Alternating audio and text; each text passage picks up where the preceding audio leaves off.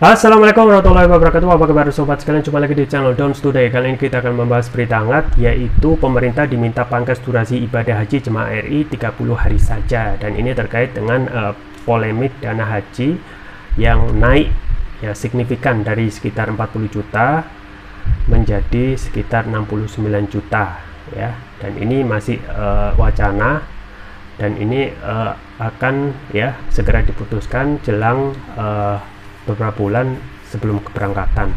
Di antaranya adalah usulan, kalaupun mahal ya, jadi durasi haji itu dipotong saja dari 40 hari menjadi 30 hari. Ini yang sesuai dilansir oleh cnnindonesia.com.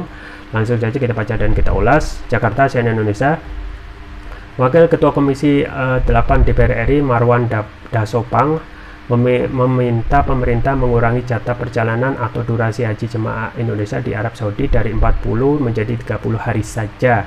Kami mencoba mengubah cara kita berhaji sebab kami menemukan 40 hari itu terlalu lama bagi jamaah yang sudah selesai atau kloter pertama yang sudah arba'in begitu selesai haji, ujar Marwan dalam konferensi pers di Kompleks Parlemen Rabu.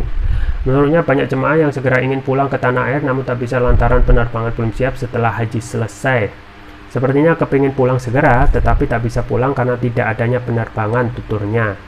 Oleh sebab itu, DPR mencoba berkomunikasi dan bernegosiasi dengan otoritas bandara di Jeddah untuk membuat durasi jamaah haji di Saudi di tahun 2023 menjadi 35 hari. Kami berkeyakinan kalau pemerintah sungguh-sungguh dengan segala kemampuan negosiasi tahun ini saja kita bisa melaksanakan haji 35 hari, tuturnya. Sementara untuk tahun 2024, kata Marwan, DPR akan meminta pemerintah untuk membuat perjalanan haji menjadi 30 hari saja. Kami meminta pemerintah tidak perlu lagi dibicarakan kemungkinan bisa 30 hari karena kami yakin bisa 30 hari di tahun 2024, kata dia. Sementara itu, Ketua Komisi 8 DPR RI Ashabul Kahfi meminta Badan Pengelola Keuangan Haji BPKH menanggung 50% biaya haji setiap calon jemaah. Kalau usulan kami sebenarnya kalau bisa win-win solutionnya 50-50%. Jadi jemaah menanggung 50%, BPKH harus menanggung 50%, kata Kahfi. Menurut dia, hal memberatkan dari proporsi biaya haji yang diusulkan pemerintah adalah besaran kenaikan yang signifikan dan waktu pelunasan yang singkat. Pemerintah sebelumnya mengusulkan proporsi pembiayaan haji 70-30, di mana 70% biaya akan ditanggung oleh jamaah, 30% dikeluarkan oleh pemerintah lewat dana manfaat haji. Karena kenaikan BP ya yang signifikan yang tahun 2022 posisi 30% dan 70%. 30% ditanggung jemaah, 70% ditanggung BPKH. Nah, sekarang itu dibalik, jemaah 70%, BPKH 30%. Kata dia, saya kira ini yang buat jemaah kaget karena kenaikan signifikan ditambah waktu yang sangat singkat melakukan pelunasan, imbuhnya. Kementerian Agama sebelumnya mengusulkan kenaikan BPIH 2023 menjadi sebesar 98,8 juta per calon haji.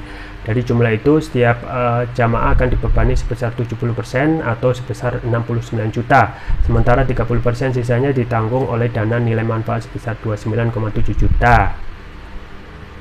Jumlah biaya yang dibebankan kepada jemaah itu naik dari biaya haji 2022 sekitar 39 juta atau sekitar 60% menjadi 70%.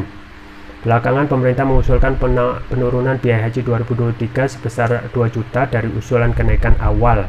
Dengan usulan penurunan itu, total biaya haji 2023 kini menjadi 96,4 juta dari semula 98,8 juta.